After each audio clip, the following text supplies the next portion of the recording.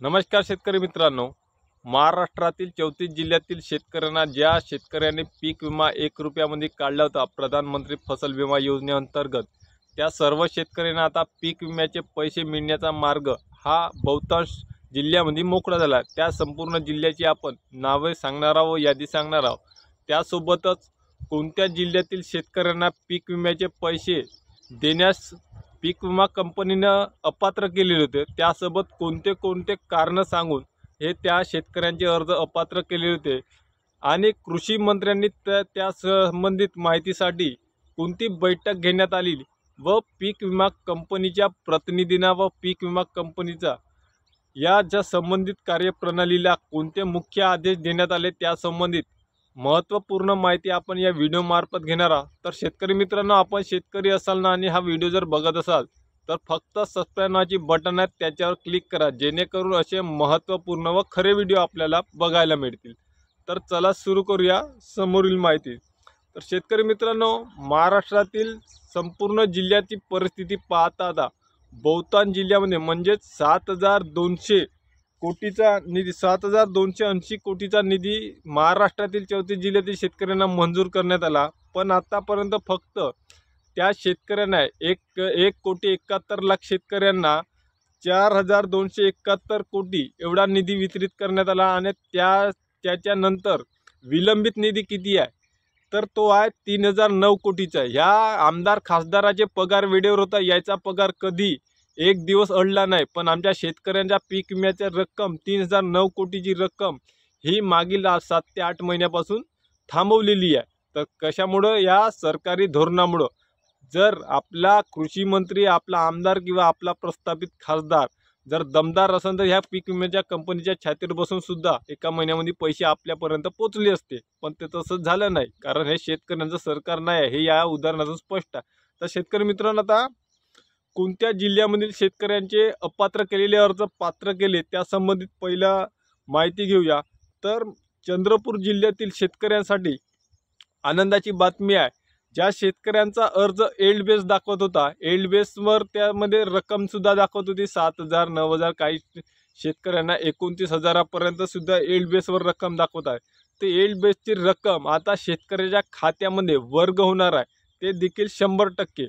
आणि त्यामध्ये चंद्रपूर जिल्ह्यामधील आता शेतकऱ्यांनी त्यानंतर समोरच्या जिल्ह्याचं देखील संपूर्ण स्पष्टीकरण म्हणजे कोणत्या कारणानं अपात्र केले त्या संबंधित महत्त्वपूर्ण आपण माहिती घेऊया. काढणी पश्चात जोखीम अंतर्गत शेतकऱ्यांचे ऑफलाईन केलेले अर्ज 29,826. त्यासोबतच ऑफलाईन ज्या शेतकऱ्यांनी अर्ज केला होता पीक विमा क्लेमचा 9,492 अर्ज. असे एकूण चंद्रपूर जिल्ह्यातील 49,318 म्हणजे शेतकऱ्यांचे अर्ज अपात्र केले. त्यापैकी फक्त 27,523 शेतकऱ्यांचे पीक संरक्षण केलेले नाही म्हणून ते देखील अपात्र केले. आणि जे अपात्र केले होते 27,523 सोबत सर्व अर्ज पात्र करण्याचे काम त्या मंत्रिमंडळाच्या बैठकीमध्ये कृषी मंत्र्यांसोबत हे करण्यात आलेले आहे. आता उर्वरित 19,560 शेतकऱ्यांना विविध कारणामुळे नाकारण्यात आलेले होते आणि 21,795 971 शेतकऱ्यांना पीक विमा हा मंजूर करण्यात आलेला आहे. तर दरम्यान चंद्रपूर जिल्ह्यातील रक्कम ही 208,40,31,000 होती संपूर्ण शेतकऱ्याची. तर त्यापैकी 127,74,11,000 रुपये हे रक्कम अद्याप म्हणजे प्रलंबित होती त्या संपूर्ण महाराष्ट्र या चंद्रपूर जिल्ह्यातील शेतकऱ्यांची. तर त्या सर्व शेतकऱ्यांना आता 31 ऑगस्टपर्यंत हे रक्कम देण्याचे सूचना निर्देश ओरिएंटल इन्शुरन्स कंपनीना राज्याचे मुख्यमंत्री तथा पालकमंत्र्यांच्या बैठकीत देण्यात आलेले. चंद्रपूर जिल्ह्यात 1,66,955 शेतकऱ्यांना 208,40,31,000 रुपये पीक विम्याची नुकसान भरपाई शासनाने देण्याचे मंजूर केलेले आहे. 208,40,31,000 रुपये हे मंजूर केलेले आहे. त्यापैकी 86,655 शेतकऱ्यांना अद्यापपर्यंत 25% नुकसान भरपाई असो किंवा 75% असो किंवा सोयाबीनची 100% असो, अशा शेतकऱ्यांना 86,655 शेतकऱ्यांना 80,66,00,000 20,000 रुपये हे आतापर्यंत त्यांच्या खात्यावर वर्ग करण्यात आलेले आहे। तर शेतकरी मित्रांनो, आता नैसर्गिक आपत्ती ऑनलाईनद्वारे 42,183, तर ऑफलाईनद्वारे 18,820 असे एकूण 61,303 शेतकऱ्यांना नुकसान संदर्भामध्ये सूचनापत्र ह्या पालकमंत्र्याकडे या जिल्ह्यातले त्यांच्याकडे सुपूर्द करण्यात आले। त्यांच्याकडे या तक्रारी प्राप्त झाल्या होत्या। त्यापैकी 46,541 शेतकऱ्यांचे सर्वेक्षण करण्यात आले, पण 15,729 शेतकऱ्यांना पीक विमा मंजूर करण्यात आला आणि 25,434 शेतकऱ्यांच्या विविध कारणांनी पीक विमा कंपनीकडून ते म्हणजे दावे हे अपात्र करण्यात आले। या सर्व अपात्र केलेल्या जिल्ह्यातील चंद्रपूर जिल्ह्यातील 15 तालुक्यातील शेतकऱ्यांना आनंदाची बातमी आहे। म्हणजे त्या जिल्ह्यातले पालकमंत्री सुधीर मुनगंटीवार यांच्या मार्गदर्शनात, यांच्या आदेशानुसार त्यांनी 2 ते 3 बैठक केलेल्या। एक 5 ऑगस्टला बैठक लावली, दुसरी 7 ऑगस्टला मंत्रिमंडळात बैठक लावली, त्यानंतर 10 ऑगस्टला चंद्रपूरमध्ये नियोजन भवनामध्ये बैठक लावली। या तिन्ही बैठकीचा अंतिम निर्णय 31 ऑगस्टपर्यंत ज्या शेतकऱ्यांचे पैसे हे अडून बसलेले आहे, ज्या शेतकऱ्यांचे अर्ज, बहुतांश शेतकऱ्यांचे अर्ज हे अपात्र केलेले आहे पीक विमा कंपनीने।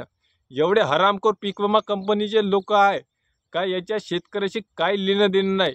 यांना शेतकऱ्याचा हिस्सा, केंद्र सरकारचा हिस्सा आणि राज्य सरकारचा हिस्सा, हा तिन्ही हिस्से मिळून यांना प्रीमियम जातो एका हेक्टरचा 18,000 रुपये।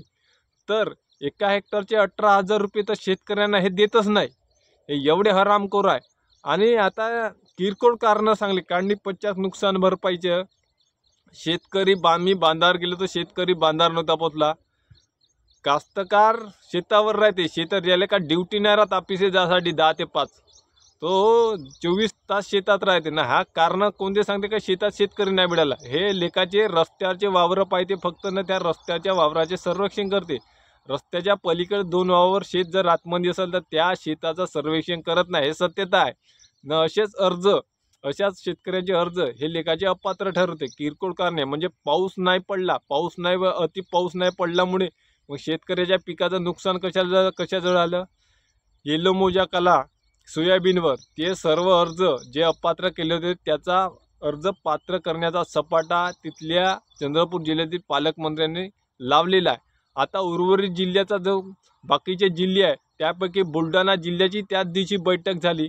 बुलढाणा जिल्ह्यातील 55 कोटी हे वाटप झालेले आहे। तर 2030 शेतकरी, त्या 2030 शेतकऱ्या 55 कोटीचे वाटपचे आदेश भारतीय विमा कंपनी यांना दिलेली आहे। तसेच ओरिएंटल इन्शुरन्स कंपनीच्या अधिकाऱ्याचे कान टोचले। आता चंद्रपूर जिल्ह्यामध्ये ओरिएंटल इन्शुरन्सचं आगामी काळामध्ये काम सुद्धा राहणार नाही, कारण नाशिकमध्ये सुद्धा ओरिएंटल इन्शुरन्स कंपनीचं काम आहे।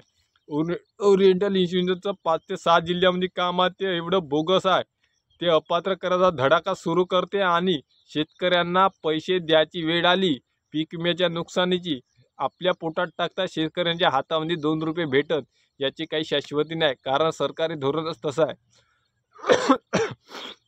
आता बाकीच्या उर्वरित जिल्ह्यांना 31 ऑगस्टपर्यंत संपूर्ण ज्या 9 विमा कंपन्या त्यांना आपल्या कृषी मंत्र्यांनी आदेश दिले की 31 ऑगस्टपर्यंत सर्व शेतकऱ्यांच्या खात्यामध्ये MHDPT मार्फत पीक नुकसानीचे पीक विमा काढलेल्या सर्व शेतकऱ्यांच्या खात्यामध्ये पैसे वर्ग करण्याचे आदेश दिलेले आहे।